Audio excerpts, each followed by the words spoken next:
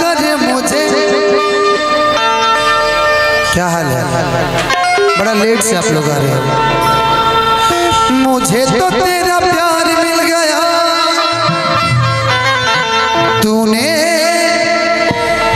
मिल के रखी वो संग मेरे, यूं दिल पे चलाई छुरिया, न देखी मेरी मजबूरिया। दो गाना, एक मेरा फेवरेट गीत है उसको मैं गा दूं कि ओढ़नी के रंग पियर, ओढ़नी के रंग पियर, जादू चला रहल बा। हरी लागी की जैसे खेतवा में सरसों फुला रहल बा। सी कर दीजिए, नोट नीचे हो जा रहा है, सी कीजिए।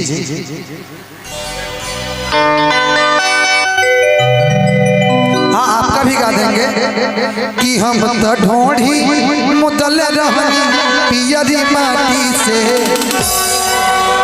देवरा मुआना खो दे। ये छोटा है बच्चा है कि ओढ़नी के रंग पियर, ओढ़नी के रंग पियर, जादू चला रहल बा।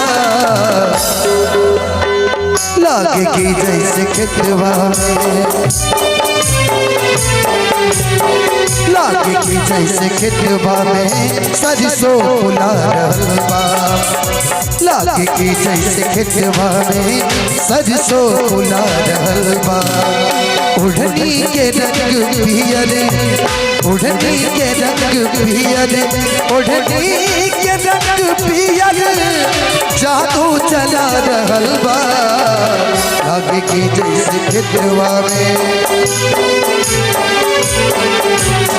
लागे की जैसे खेतवा में सरसों फुला रहल बा। लागे की जैसे खेतवा में सरसों फुला रहल बा।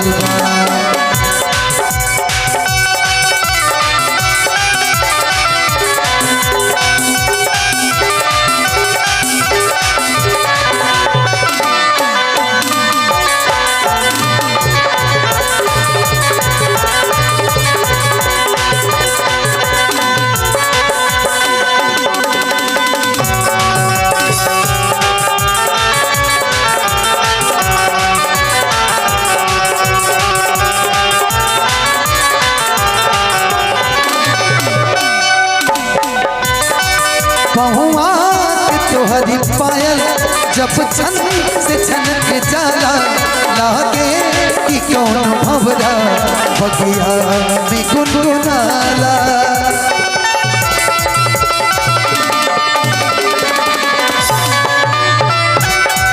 पहुआ के तोहरी पायल जब छन से छनक जाला, लागे कि कौन भंवरा बगिया में गुनगुनाला। इस शरीर के बनावट बिजली गिरा रहल बा। लागे की जैसे खेतवा में सरसों फुला रहल बा। कि लागे की जैसे खेतवा में, लागे की जैसे खेतवा में सरसों फुला रहल बा। लागे की जैसे खेतवा में सरसों फुला रहल बा।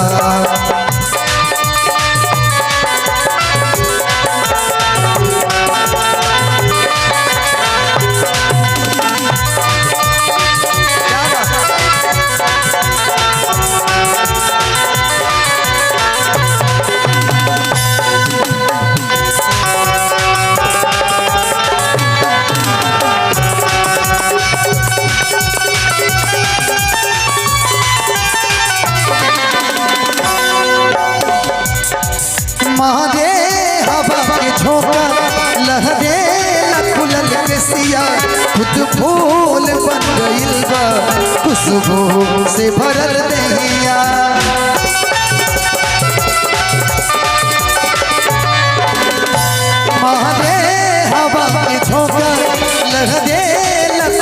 के सिया खुद फूल बन गइल बा खुशबू से भरल नैया